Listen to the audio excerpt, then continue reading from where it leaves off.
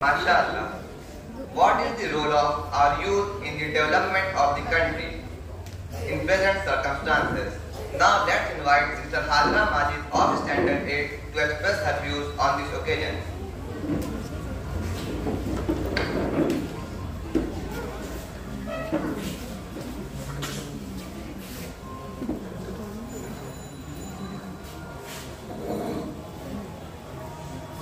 Assalamualaikum warahmatullahi wabarakatuh. Respected principal, teachers and my dear friends, I would like to say thank you to give me such an incredible chance to talk something on our Republic Day. My name is Hajra Majid. I study in class 8. Today, we all have gathered here to celebrate the 74th Republic Day of our beautiful nation. This is a great and auspicious occasion for all of us. India is a self-governing country since 15th August 1947. India got its independence from the British rule on 15th August 1947, which we celebrate as Independence Day. However, since 1950, on 26 January, we celebrate Republic Day each year with great patriotism.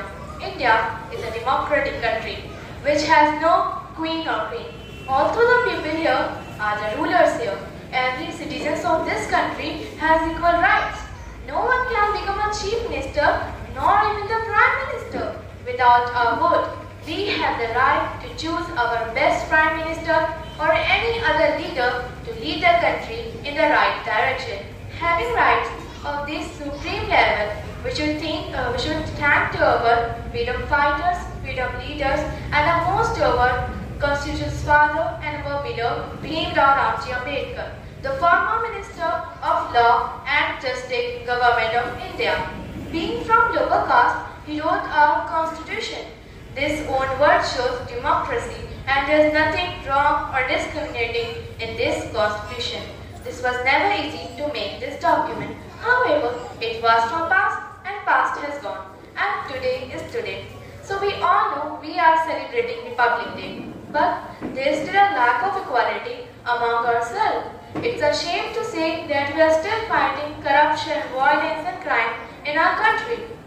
Again, everyone needs to be gathered to save our country from such a slavery as it is holding back our country from going into its mainstream of development and progress. Indeed, history will repeat itself until we will learn something from it. Dr. Abdul Kalam has said that if a country becomes corruption-free and a nation of beautiful mind, I strongly feel that there are three prime members who can make a difference. There is a father, mother and an ideal. One must not have a doubt that he should be none but our beloved Prophet Muhammad sallallahu alaihi wasallam.